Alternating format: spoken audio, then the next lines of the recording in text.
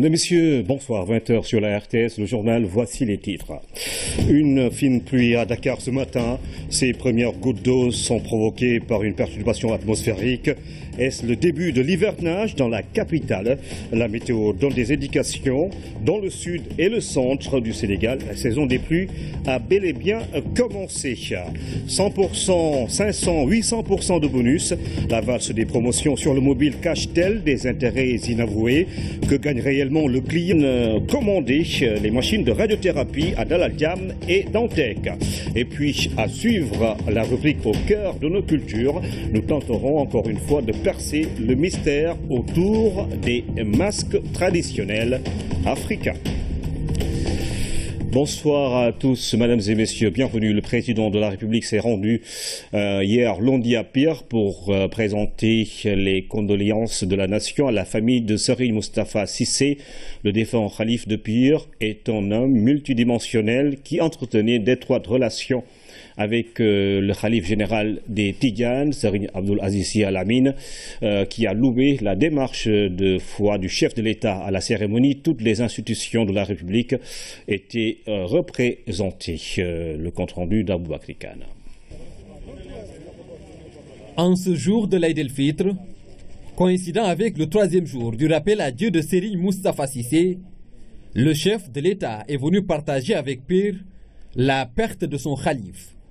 Aux épouses du défunt, le président Macky Sall a présenté ses condoléances et celles de la nation. Une cérémonie officielle de réception des condoléances en présence du khalife général des Tidjanes, Serigne Abdoul Aziz Sy Al Amine, et de tous les dignitaires de la famille de Seydi El Hadj Malick Sy, du khalife de la famille omarienne et des représentants de toutes les familles religieuses. Le président de la République de revenir d'abord sur les qualités intrinsèques du défunt, un diplomate chevronné auprès duquel il se plaisait de recueillir avis et conseils.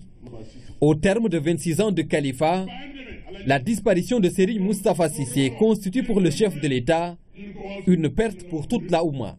L'homme attachait une attention particulière à la sauvegarde du modèle sénégalais de l'islam et des vertus de tolérance et de cordialité qui le caractérisent. Quant au nouveau khalife de Pire, il s'est juste limité à souhaiter la bienvenue au président Macky Sall et à sa délégation.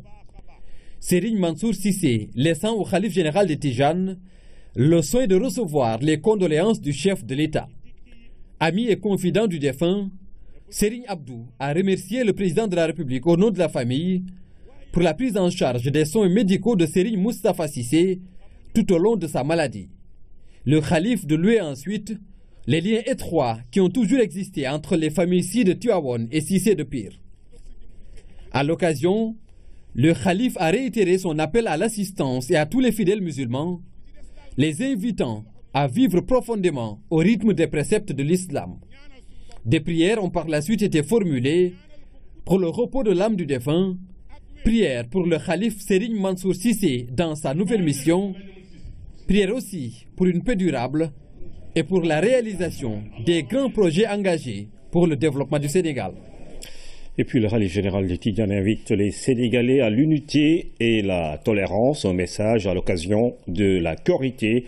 Serigne Abdoul Aziz Sy Al Amine lance également un appel au travail et à la discipline et demande aux parents de se consacrer à l'éducation de leurs enfants. La synthèse de Cherfa, là, tu vas voir.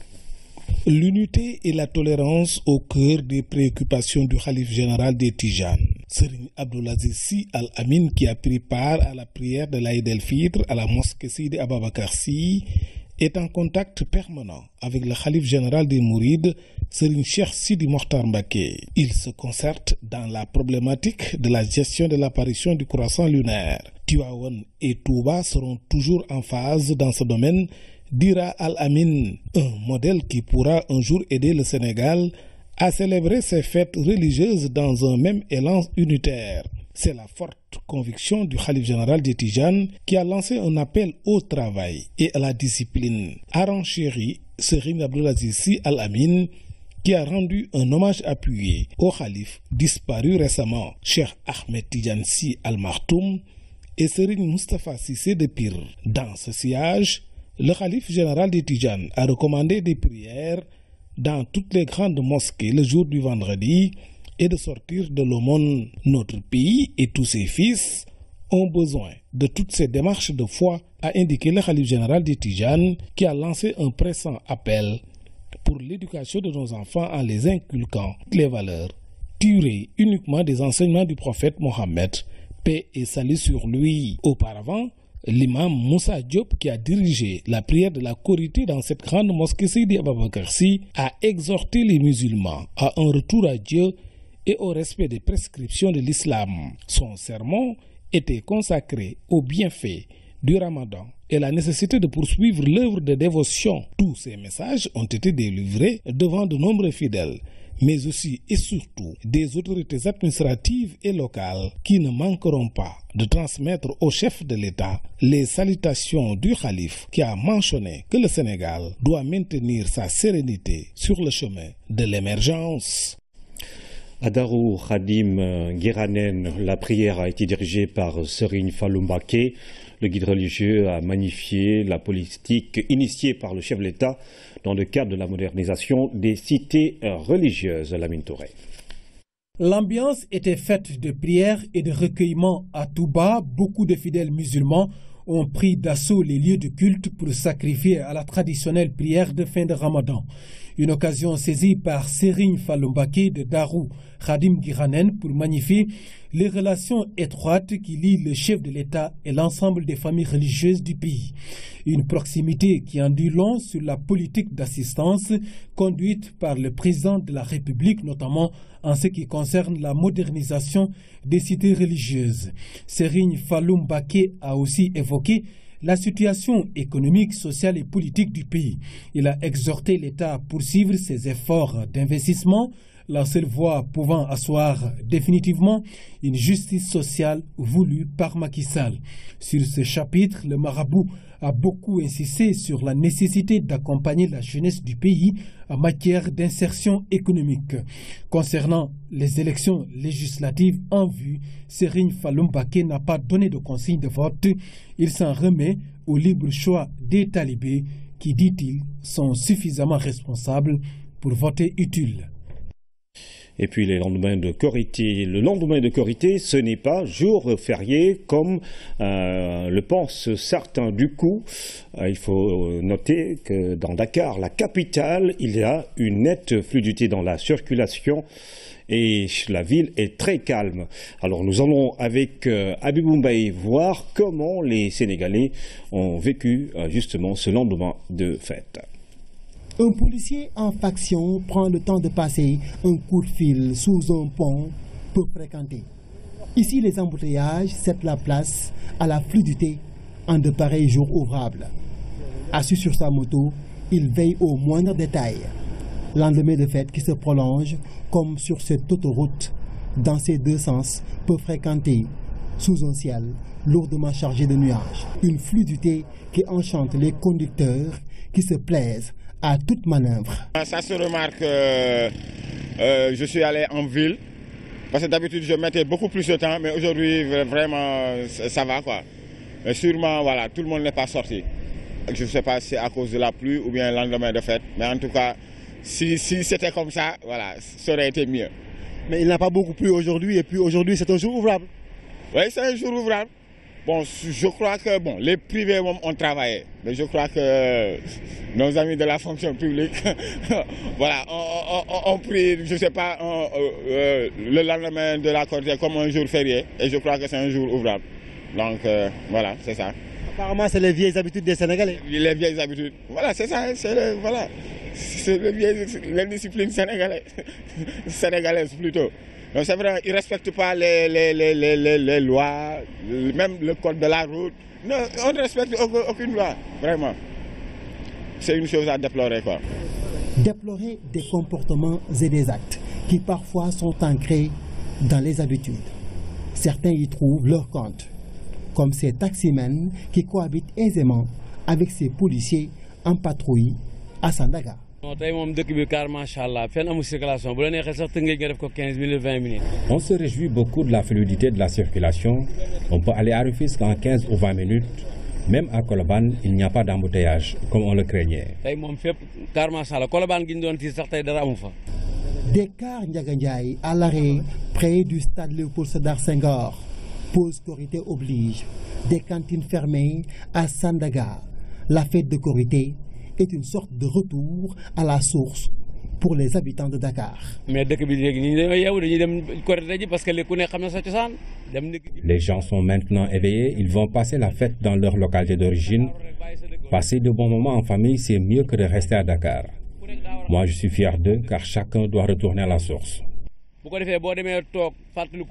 Même si la fine pluie sur Dakar n'est pas une excuse valable pour les nombreux absentéistes, l'administration, certes la plus interpellée, rappelle la loi qui régit les jours fériés. Généralement, les gens font la confusion en croyant que tout lendemain de Tabaski et de Korité est automatiquement un jour férié, ce qui n'est pas le cas. La seule possibilité, c'est que lorsque la Korité ou la Tabaski tombe un dimanche, le lundi suivant est considéré comme férié. Mais hormis cette situation, tout lendemain de Tabaski et de Korité, autre qu'un dimanche, doit être un jour travaillé. Oui. Comme c'est le cas. Aujourd'hui, normalement, ce n'est pas un jour férié. C'est un jour ouvrable et les gens devraient être au bureau. Quand la circulation de Dakar est au ralenti, pas besoin de rouler vite. Il suffit de passer devant le clignotant orange, mais avec prudence. Dakar qui vit au ralenti, et si c'était comme ça tous les jours, comment se porterait notre économie? Au niveau des marchés, il y a un décor peu reluisant en ce lendemain de Korité, même si des efforts sont notés dans la prise en charge des ordures par les communes. Au marché HLM, Tilène et Castor, les images diffèrent d'un lieu à un autre. Un seul point commun, l'ambiance timide au lendemain de la Korité. Anne-Marie Gomis. Marché Castor, lendemain de fête. Un calme surprenant pour cet endroit ordinairement bruyant. Sous la fine pluie matinale, les quelques rares trouvés sur place expliquent. Aujourd'hui, il n'y a pas beaucoup de bagages sur le marché parce que c'est le reste de la fête de Korité qu'on essaie d'évacuer aujourd'hui. À cause de la pluie, les petites gouttes qui tombent, les gens n'ont pas venu au marché. Et cela n'est pas sans effet sur le panier de la ménagère. Je pense que c'est à cause de la pluie et le lendemain de fête aussi. Il n'y a presque rien. Autre constat, le marché Castor, jadis insalubre après les fêtes, semble se défaire de cette réputation. Une nette amélioration est constatée dans la gestion des ordures. Cette année, il y a eu des améliorations comparées à l'année dernière, où tout l'espace était occupé par les ordures. Depuis 2 ans, on est en train de collaborer avec les gens de UCG et les techniciens de surface qui sont au niveau du marché. À la veille de chaque événement, on fait la collecte et ensuite le jour même et le lendemain. Ce qui fait que, par exemple, il n'y aura pas de tas d'ordures au niveau du marché et aux alentours du marché. Autre endroit, autre décor. Au marché HLM, l'état des lieux attire les attentions. Les sachets plastiques et autres restes de tissu joncent le sol. La mairie s'affaire au nettoiement et à l'évacuation des ordures. C'est nous, la commune, avec l'UCG. Donc c'est l'UCG qui nous appuie. Donc l'UCG nous appuie dans le cadre du nettoiement. Et Inch'Allah, Rabbi, demain quand vous repasserez ici, vous allez trouver que le marché est hyper propre. À côté, on démonte les tentes aménagées pour les besoins de la fête.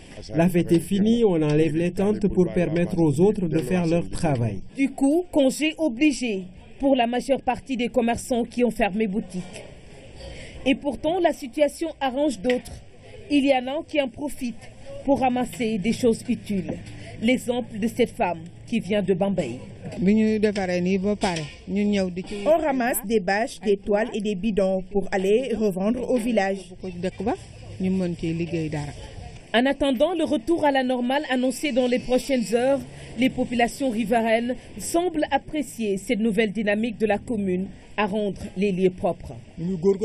La mairie est en train de faire beaucoup d'efforts par rapport à la gestion des ordures, contrairement aux années précédentes. Sur la route pour le marché Tilène, à hauteur de Nyaritali, d'autres agents de nettoiement à l'ouvrage pour ramasser les ordures sauvagement déposées. C'est récurrent à chaque lendemain de fête. On a l'impression que les gens se moquent des règles établies. On en parle tout le temps, mais ça ne change pas. On a même cherché des gardiens la nuit, mais rien. À Tilène, le décor est moins choquant. Quelques rares tas d'immondices qui ne semblent pas gêner le trafic. Là également, les autorités ont pris les devants pour éviter tout désagrément. Cette année, il faut le dire, il y a des efforts qui ont été faits par la mairie pour le ramassage des ordures. Côté affluence, on léger mieux par rapport au marché Castor. Mais côté approvisionnement, la situation est la même. Il n'y a personne. Les gens jouent aux prolongations et ça se ressent dans le panier de la ménagère. Tu vois, il n'y a pas de poissons. Les pêcheurs ne sont pas allés en mer à cause de la fête. Ainsi va le marché au lendemain de la fête. Partout, le constat est le même. Pas d'affluence, moins d'approvisionnement. Dans ces lieux de commerce où l'on note également une amélioration dans la gestion des ordures. L'hivernage a-t-il commencé à Dakar avec cette fine pluie qui s'est abattue ce matin dans la capitale? L'Agence nationale de l'aviation civile et de la météorologie apporte des précisions. Cette perturbation atmosphérique a touché d'autres localités du pays. Dans la zone sud-est et centre, l'hivernage a bel et bien démarré. De fortes pluies ne sont pas à écarter cette année, indique l'ANACIM. Jeanne Dior. Une matinée de fine pluie à Dakar, un ciel clément qui a fait des heureux, surtout ceux qui ont subi la forte chaleur de ces derniers jours. Du côté de l'ANACIM, on donne une explication à ce phénomène précoce pour la capitale. Ces pluies ont commencé depuis hier, en début d'après-midi, sur la Casamance, vers Kédougou, Tambacounda, et aussi à l'est du pays. Donc vers Matam, Ranérou, Bakel, il a plu hier nuit, et quelques localités du centre. Maintenant, ce sont ces pluies-là qui, par la suite, ont évolué sur l'ensemble du territoire sénégalais. Donc, occasionnant des pluies jusqu'au nord du pays. Donc là, ce matin, à Saint-Louis, ils se sont réveillés avec la pluie, comme à Dakar. Donc, pour dire que c'est une perturbation qui a balayé l'ensemble du territoire sénégalais. Chaque région ou zone a sa période de démarrage de la saison des pluies. Peut-on considérer cette pluie comme le début de l'hivernage à Dakar? Il ne faut pas dire que cet hivernage a démarré un peu partout. Parce qu'à Dakar, par exemple, les premières pluies qu'on a enregistrées sont précoces, mais ce n'est pas des pluies qui laissent présager une installation de l'hivernage. Parce que l'hivernage à Dakar, en général, ça commence en mi-juillet et dans la dernière décade de juillet. Donc, il faudrait s'attendre à une installation timide, mais dans la localité centre et dans la localité est ou sud où on a cette installation effective. Dans la zone sud, est et centre, l'hivernage est bien installé. Par rapport aux prévisions saisonnières, peut-on s'attendre à de fortes pluies? Ce n'est pas écarté parce qu'on est dans un contexte de changement climatique où on a souvent des extrêmes pluviométriques. Parce que si on laisse une installation humide et qu'on a des phases vraiment humides, ça peut laisser entrevoir des séquences qui peuvent laisser des inondations. Une première journée de pluie fine à Dakar. Avec l'effet des changements climatiques, la saison pluviale peut connaître des perturbations, d'où l'importance d'avoir les informations climatiques et météorologiques pour éviter les désagréments causés par les pluies. De l'eau, des intrants, du matériel agricole, Kaolack vit déjà son hivernage. Les autorités administratives, les acteurs, les paysans espèrent une bonne campagne. Les préparatifs ont débuté bien avant les premières pluies. Claire Diop. Lors de la campagne agricole 2016-2017, Kaolack a enregistré une hausse de 15% de sa production céréalière, une situation saluée par les acteurs. Pour cette présente édition, la campagne se prépare bien. La région a reçu intrants et matériel agricole. Les commissions mises en place sur le terrain procèdent à la distribution. Nous avons au niveau de la région prévu de recevoir environ 12 000 tonnes. Actuellement, à ce jour, nous avons reçu 9 400 tonnes, soit 95%.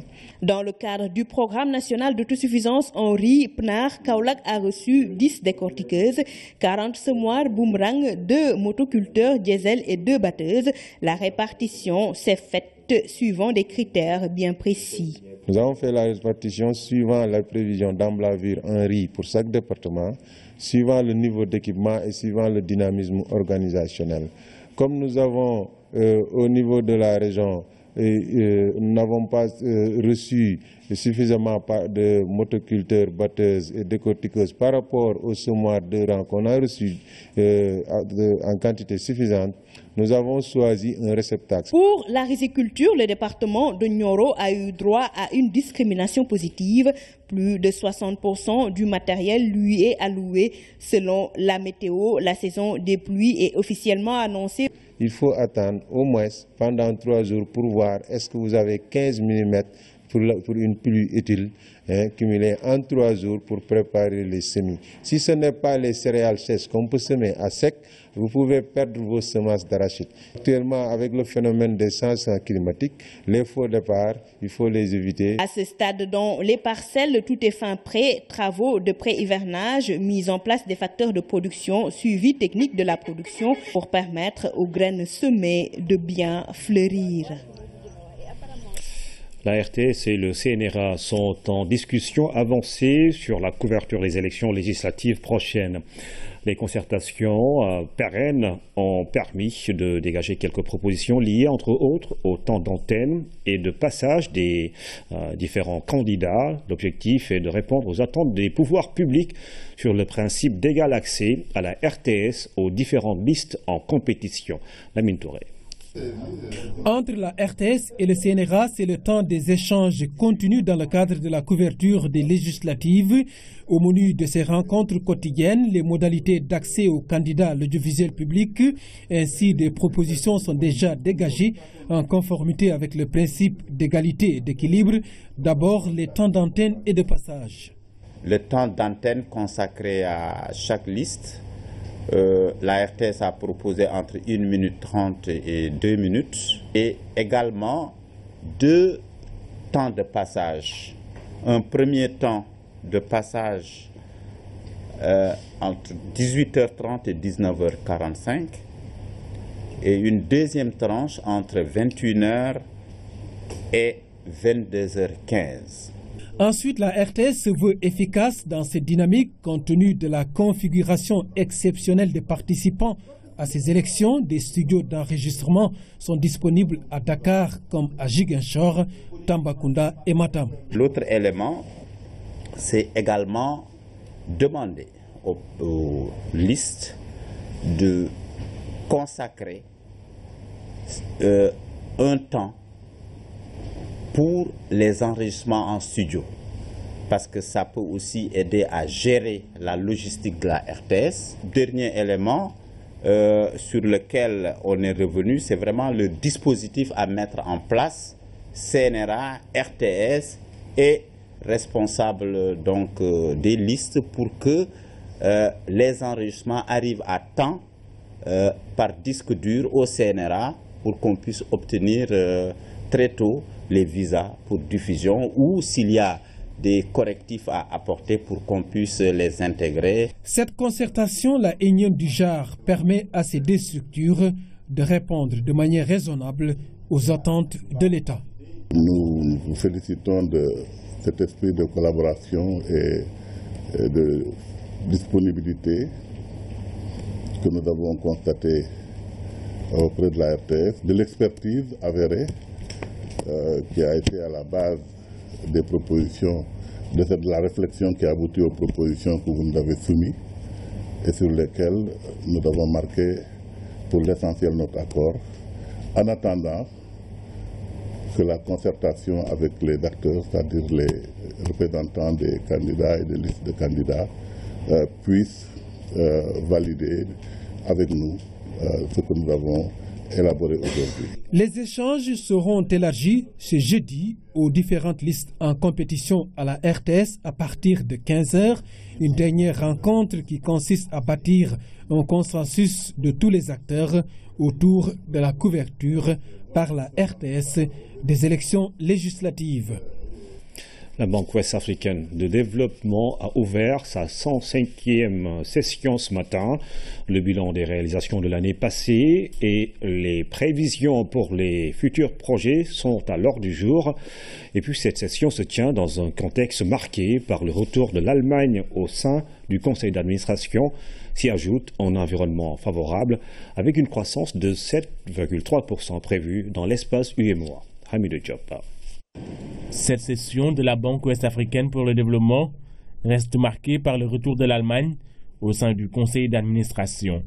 La BOD a connu en 2016 une année dynamique avec plus de 300 milliards de francs CFA mobilisés. Cette tendance reflète largement les besoins de financement des États membres et des entreprises privées dans un contexte économique favorable au sein de la zone UEMOA. La croissance de cette zone devrait s'établir à 7,3% contre 6,8% en 2016, portée notamment par les investissements dans les infrastructures et les performances au niveau des transports et communications. En 2017, la BEAD mettra l'accent sur la supervision des projets en cours d'exécution, sur l'assistance au pays pour le démarrage de nouveaux projets et l'évaluation à mi-parcours du plan stratégique 2015-2019. Objectif de la banque, confirmer l'Investment Grade, la notation décernée par les agences Fitch et Moody's. Ces résultats sont certes encourageants, mais ils sonnent également comme un défi dans la mesure où ils nous invitent à œuvrer à pérenniser la qualité de la ceinture de la BEAD. Cela passe notamment par l'amélioration continue dans des domaines clés comme la gouvernance, la gestion des risques, la gestion de la trésorerie et plus généralement du profil financier. Pour cette présente session, le bilan des 3 premières années de l'unité régionale de développement des partenariats publics-privés sera fait. Cette unité, créée en 2012, a pour mission essentielle d'appuyer les États dans le cadre des projets en partenariat public-privé à travers le renforcement de capacités et la mise à disposition d'outils méthodologiques. Jusqu'au 29 juin, à 23h59, bonus 200% par CEDOR et 150 par carte. Vous avez eu presque tous reçu ce genre de message sur votre téléphone mobile. Ce n'est pas le cas aujourd'hui, mais c'est votre opérateur qui vous parle le plus souvent. Cela s'appelle promotion du crédit de plus pour vous permettre de communiquer sans compter, pour vider votre porte-monnaie ou fidéliser le client. La stratégie marche, une démarche marketing qui cacherait bien des secrets. C'est le coup d'œil de la rédaction sur une activité qui tient encore la route. René-Léon Fonseca. Elle suscite la ruée de la plupart des consommateurs et continue de gagner du terrain. Parfois même, elles atteignent des records, 500 ou 800%. Disponibles par carte ou en détail, ces promotions de crédit sont accessibles partout, en ville, dans les rues et les recoins de chaque quartier. Mais servent-elles vraiment à grand-chose? Jusqu'où peuvent aller les opérateurs? Et qu'est-ce qui se cache derrière ces multiples promotions? Nous avons voulu en savoir un peu plus. Comme chaque matin, premier réflexe pour nous, jeter un petit coup d'œil sur sa messagerie à la recherche d'éventuelles promotions de crédit. C'est une chasseuse de promos et elle est fière de porter un tel sobriquet. Ah, ça oui, j'affirme quand même, parce que je n'achète pratiquement du crédit qu'en période de promotion. Oui, juste pour avoir un peu plus de crédit et pouvoir communiquer. Des opérateurs qui inondent les clients de promo. Des pressions promotionnelles qui s'accélèrent et qui, des fois, dérangent certains clients. Les promotions ne nous servent vraiment pas à grand-chose. Tous les jours, on nous envoie des messages de promotion, mais au finish, on a juste l'impression que c'est de l'arnaque. Ça n'a aucun sens.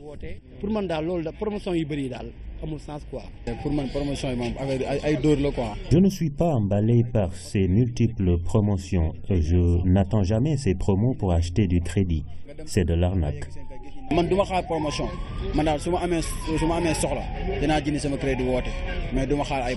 Mais que se cacherait-il derrière ces promotions musclées? Pour ce spécialiste des télécommunications, chacun y gagne, le client tout comme l'opérateur. L'opérateur a ses objectifs de développement de revenus, de maintien de sa base client. Les clients ont l'objectif de dépenser mieux et moins. Donc chacun y gagne. L'opérateur stresse le client, stresse sa base client à coup de promo, ça c'est une réalité. Stresser le client ou vider son porte-monnaie. Pour certains opérateurs de téléphonie, on est loin de ces deux scénarios. Selon ses directrices de marketing, ces promos n'ont qu'un unique objectif, fidéliser le consommateur. Vous savez, une promotion, c'est un sacrifice que fait l'opérateur parce qu'on offre plus, on donne plus, c'est-à-dire qu'on gagne moins. Mais on compte sur le fait que le client étant satisfait restera chez nous, donc nous rapportera plus tard. Mais jusqu'où peut aller cette guerre des promotions entre opérateurs? Impossible de le dire, mais qu'à cela ne tienne, l'Agence de régulation des télécommunications et des postes encadre autant que faire se peut ces promotions pour parer à toute éventualité. Après ce focus sur la promotion du crédit avec les téléphones, nous nous rendons au Maroc. Les malades du cancer envoyés au royaume chérifien sont dans de bonnes conditions de prise en charge globale. C'est ce qu'a pu constater le service national de l'éducation et de l'information pour la santé. Les patients sont traités avec des appareils de radiothérapie de dernière génération. Justement, le Sénégal vient d'acquérir des équipements neufs qui seront installés à Daladjam et à Le Dantec. Oumar Tchaoua. En matière de traitement du cancer, le Maroc a fait des pas de géant ces 10 dernières années. À partir de 2006, avec la fondation Lalla Salma, les choses sont allées très vite. Nous disposons maintenant de plusieurs centres publics, privés et du matériel de radiothérapie qui est le plus dur à acquérir et le plus cher. L'hôpital Cheikh bin Zayed Al Nahyan est un fleuron médico-sanitaire du royaume chérifien. Il héberge le Casablanca Cancer Center, doté des équipements dernière génération de radiothérapie. On dispose de la machine plus performante qui existe maintenant au niveau mondial, à savoir le Trubim STX. Le centre de traitement Al-Kindi et le CCC sont les principales destinations des patients sénégalais évacués vers le Maroc. On aurait pu envoyer nos malades ailleurs, peut-être à moindre coût. Mais le Maroc offrant un plateau d'excellence, alors le chef de l'État a demandé à ce que ces malades soient évacués, quel qu'en soit le coût, au Maroc. Les représentants diplomatiques à Casablanca se sont très vite impliqués pour relever ce défi sanitaire exceptionnel. Nous avions déjà, nous, une convention avec cet hôpital. Et nous avons voulu que l'hôpital fasse bénéficier de cette convention à tous les Sénégalais qui le souhaitaient. Plusieurs vagues de malades sénégalais se sont succédées dans ces établissements de soins. L'accueil et le traitement sont jugés satisfaisants. Le président aurait pu nous laisser au Sénégal. On s'occupe bien de nous, tant du côté des soins que de la restauration. Un représentant du ministère de la Santé et de l'Action sociale est sur place pour que tout se passe bien. Il s'agit de les accueillir, de bien les installer dans des appartements convenables et également d'être l'interface avec le personnel médical qui est au niveau des différents hôpitaux à Casa. Les traitements sont faits en ambulatoire, c'est-à-dire que les malades ne sont pas hospitalisés. Quotidiennement, ils viennent pour des actions thérapeutiques précises jusqu'à leur retour au Sénégal. Au retour, les malades sont revus par les membres de notre équipe où on fait le point sur tout ce qui a été réalisé au Maroc et quelle est la destination future de ce malade. En procédure d'urgence, le Sénégal a commandé de nouvelles machines qui seront installées à Daladjam et à Le Dantec. Nous sommes en train de procéder au coulage du réceptif devant accueillir les accélérateurs linéaires. Le coffrage est déjà fait. Maintenant, il reste juste à couler le premier. Dans 24 heures, on pourra attaquer le deuxième.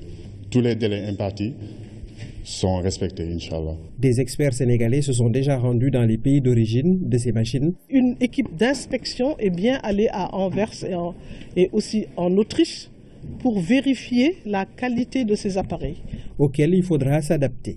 Il y aura pendant les premiers mois un accompagnement par les fournisseurs pour adapter à nos réalités la technologie de ces appareils. En attendant l'installation de ces appareils qui constituent le nec plus ultra de la radiothérapie, Les hôpitaux marocains spécialisés font tout pour mettre les patients sénégalais dans les meilleures conditions de traitement. Et les autorités sanitaires nationales suivent de très près leur bilan de santé. Afrique au cœur de nos cultures à présent, nous allons tenter de percer le mystère des masques traditionnels africains. Loin d'être de simples objets d'art, ils sont empreints de spiritualité. Dans beaucoup d'ethnies du Sénégal, on les retrouve à l'occasion de certaines circonstances de la vie. Que se cache? Qu'est-ce qui se cache? Qui se cache derrière ces masques? Voici le reportage de Ndeye Aïdaja.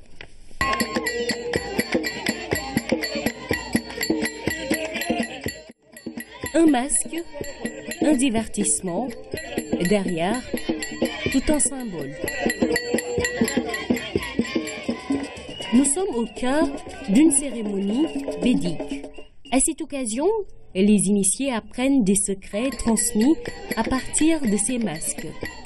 Autre lieu, le musée Théodore Monod de l'Institut fondamental d'Afrique noire. À travers les explications de ce guide, on comprend les croyances et la sociologie associée à ce masque guinéen. C'est un masque de rituel agricole. Quand on parle de l'agriculture, on a besoin de l'eau. Et ici, on a les dents du crocodile. Et le crocodile est un animal qui vit dans l'eau. C'est pour faire appeler l'eau. Mais sur ce masque aussi, il y a des yeux et un nez. Les yeux et le nez symbolisent le cultivateur. Ici aussi, il y a les tresses de la femme. Et les tresses, symbole de maternité s'il s'agit de la femme. Mais ici, il s'agit de l'agriculture, symbole de fertilité. Sur le masque aussi, ici, on a la queue du caméléon qui est enroulée ici. Et vous savez, le caméléon est un animal qui n'est pas du tout rapide, symbole de la patience. Parce qu'en matière d'agriculture, il faut avoir de la patience. Et sur les ailes, il y a les cornes de l'antilope. Et vous savez, l'antilope est un animal qui est très rapide, symbole de la rapidité. Parce qu'aussitôt que l'eau du pluie tombe, il faut se mettre au travail. Jadis, les masques étaient donc présents dans toutes les circonstances de la vie. En Afrique subsaharienne, il n'est pas seulement considéré comme un déguisement. Tout un ensemble, lié aux parures, aux vêtements, permettent de saisir ces différentes fonctions.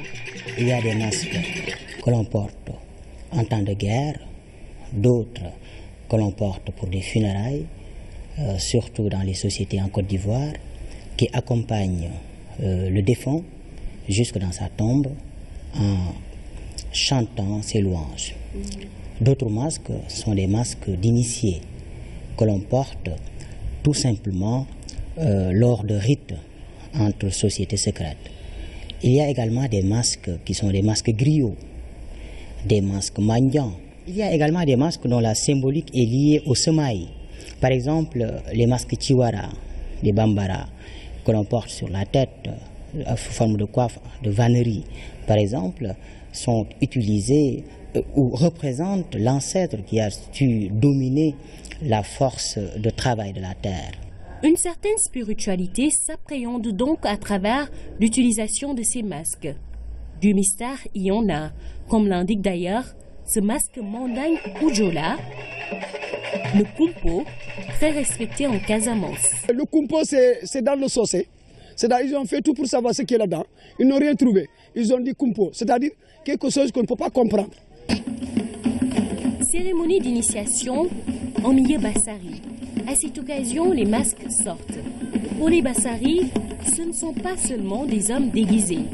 Ils symbolisent des ancêtres qui veillent sur le peuple. Le masque joue le rôle d'intermédiaire entre les morts et les vivants. Le masque est un ensemble porté par un danseur à travers lequel un dieu se réincarne.